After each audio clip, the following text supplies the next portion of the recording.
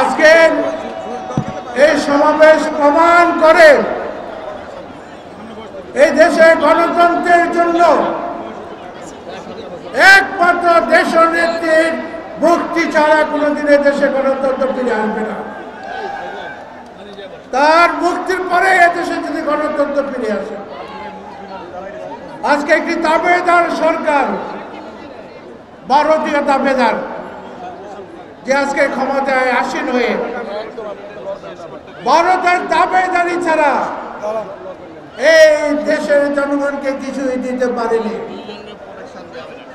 লুটপাট, রাহাজানি, সন্ত্রাস, হত্যা এবং এই দেশকে বিক্রি করার ষড়যন্ত্র আজকে সে লিপ্ত। কাজেই এই ভারতীয় দাবেদার শেখ হাসিনার এই দেশকে বিতাড়িত করে আগামী দিনে আবার ইনশাল্লাহ দেশনেত্রী বেগম খালেদা জিয়ার নেতৃত্বে আমাদের তারুণ্যের অহংকার, আগামী দিনের দেশ নায়ক, আমাদের অত্যন্ত প্রিয় মাদক নেতা, জননেতা,